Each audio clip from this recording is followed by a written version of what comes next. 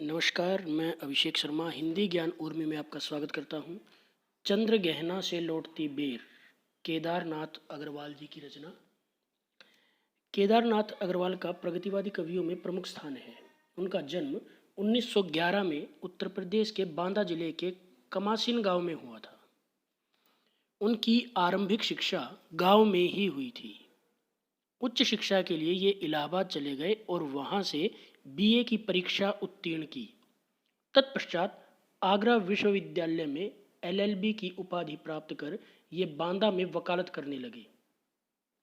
वकालत करने के साथ साथ केदारनाथ अग्रवाल राजनीतिक और सामाजिक जीवन से भी जुड़े रहे।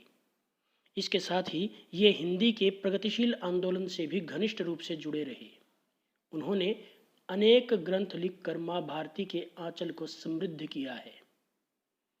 उन्हें सोवियत लैंड नेहरू पुरस्कार और साहित्य अकादमी पुरस्कार से सम्मानित किया गया। इनका निधन 2000 में हुआ। चंद्र गहना से लौटती बेर शीर्षक कविता में कविवर केदारनाथ अग्रवाल ने ग्रामीण अंचल की प्राकृतिक सुंदरता का अत्यंत मनोरम चित्रण किया है। प्रस्तुत कविता में कवि का प्रकृति के प्रति प्रेम स्वाभाविक एवं नैसर्गिक रूप से अभिव्यक्त हुआ है। वस्तुतः कवि चंद्र गहना नामक स्थान से लौट रहे थे, तब उन्होंने प्रकृति के इस परिवेश को देखा और अपनी कविता में कुछ इस तरह से वर्णित किया। देख आया चंद्र गहना, देखता हूं दृश्य अब मैं, मेड़ पर इस खेत की बैठा अकेला। कवि कहता है कि किसान के खेतों में खड़ी फसल की सुंदरता में असाधारण सौंदर्य सृजनात्मक कल्पना है। वह कहता है कि वह चंद्र गहना को देख आया है। अब वह खेत की मेड़ अर्थात किनारे पर अकेला बैठा हुआ खेत के अत्यंत तन्मयता से देख रहा है सौंदर्य को। एक बीते के बराबर यह हरा ठिगना चना, और एक बीते के बराबर अर्थात छोटा सा हरा ठिगना चना, बांध मुरेठा शीश पर, मुरेठा साफा या पगड़ी अपने शीश पर बांधे हुए, छोटे गुलाबी फूल का, कि ऐसा लगता है कि वह छोटा सा चना एक पौधा अपने सिर पर गुलाबी रंग का साफा बांधे हुए सज धर कर खड़ा है। पास ही मिलकर उगी है बीच में अलसी हठेली, अर्थात वहीं चने के खेत में पास ही अलसी के पौधे भी उगे हुए हैं। उन्हें देखकर कवि ने कहा है कि चने के बीच में जिद्दी अलसी भी खड़ी हुई है। देह की पतली कमर की लचीली, नील फूले फूल को सिर पर चढ़ाकर कह रही जो छुए यह दूं हृदय का दान उसको। उसका शरीर पतला और कमर लचकदार है। उस पर अनेक नीले रंग के फूल खिले हुए हैं। वह नीले फूलों को अपने शरीर पर चढ़ाकर कहती है कि जो मुझे स्पर्श करेगा मैं उसे अपना हृदय दान में दे दूंगी। और सरसों की न पूछो, हो गई सबसे सयानी, हाथ पीले कर लिए हैं ब्याह मंडप में पधारी। कवि ने प्रकृति का बहुत सुंदर मानवीकरण अलंकार करते हुए कहा है कि सरसों की तो पूछो ही मत, वह सबसे सयानी हो गई है, अर्थात अन्य फसलों की अपेक्षा उसकी ऊंचाई सबसे अधिक है और वह देखने में दूसरों से बड़ी लगती है। इतना ही नहीं, उसने अपने हाथ पीले कर लिए, अर्थात उस पर पीले रंग के फूल आ गए हैं। ऐसा लगता है मानो वह ब्याह मंडप में पधार रही हो। फाग गाता मास फागुन आ गया है आज, जैसे देखता हूं मैं स्वयंवर हो रहा है, कि ऐसा प्रतीत हो रहा है जैसे साक्षात फागुन मास वहां फाग के गीत गाता हुआ पधार रहा है। अर्थात फागुन मास में सरसों के पीले फूल खिल जाते हैं और लोग फाग के गीत गाने लगते हैं। प्रकृति का अनुराग अंचल हिल रहा है इस विजन में, दूर व्यापारिक नगर से प्रेम की प्रिय भूमि उपजाऊ अधिक है।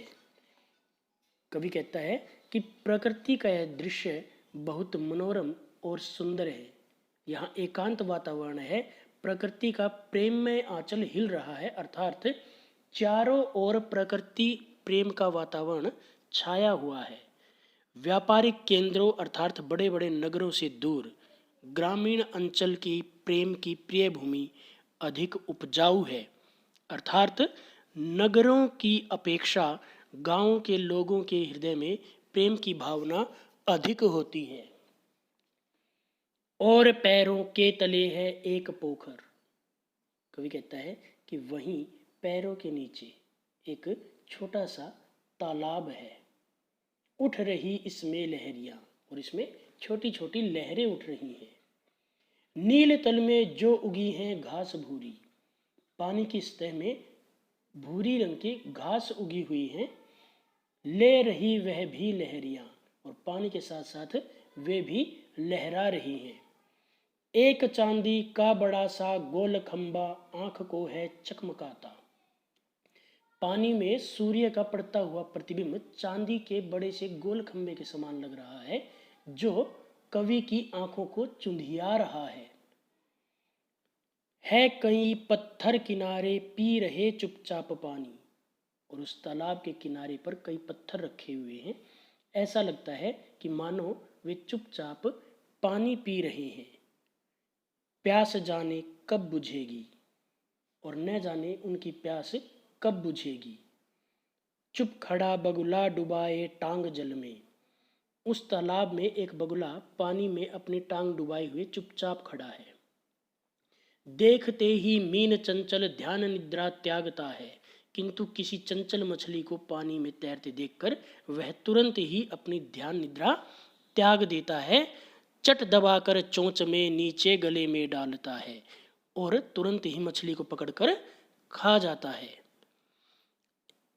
एक काले माथ वाली चतुर चिड़िया, वहां पर एक काले माथे वाली चतुर व चालाक चिड़िया भी उड़ रही है। श्वेत पंखों के झपाटे मार फौरन, अपने सफेद पंखों की सहायता से झपट्टा मारकर टूट पड़ती है भरे जल के हृदय पर, वह भरे हुए जल के हृदय पर टूट पड़ती है, डुबकी लगा देती है एकदम से।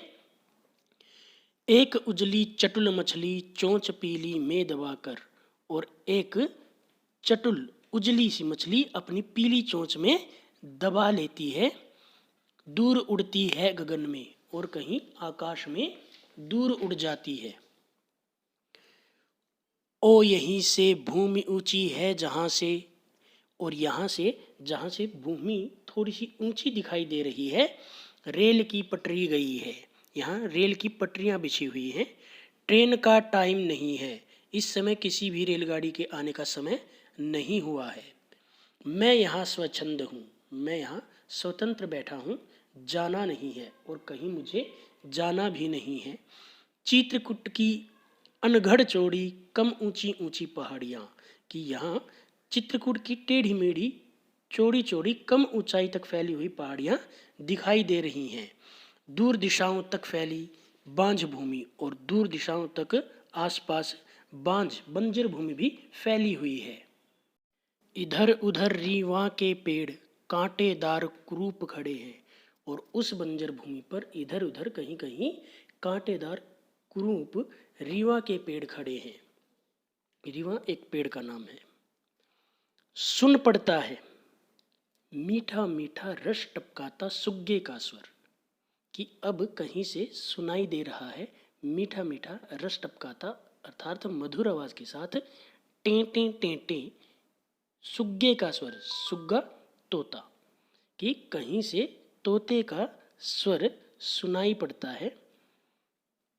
सुन पड़ता है वन सथली का हृदय चीरता उठता गिरता सारस का स्वर टिरटों टिरटों, और तभी एक और टिरटों टिरटों की आवाज़ आती है, जो सारस की आवाज़ है, जो कभी उठती है तेज होती है, कभी गिरती है धीमी होती है, और वन स्थली के वन के जंगल के खामोश हृदय को चीरती हुई आती है। मन होता है उड़ जाऊं मैं, मेरा भी मन करता है कि मैं कहीं उड़ जाऊं, पर फैलाए पंख फैलाकर सारस के संग, सारस पक्षी के संग कहीं उड़ जाऊं, जहां जुगल जोड़ी रहती है, जहां दो जोड़ी रहती है। हरे खेत में जहाँ सारस की दो जोड़ी रहती है, उनके साथ मैं भी कहीं उड़ जाऊं वहीं, सच्ची प्रेम कहानी सुन लूं चुप्पे चुप्पे। और उनकी सच्ची प्रेम कहानी सुन लूं चुपके से, अर्थात वह उनके सच्चे प्रेम की कहानी को सुनना चाहता है जो जीवन में प्रकृति में सुंदरता बिखेरे हुए है।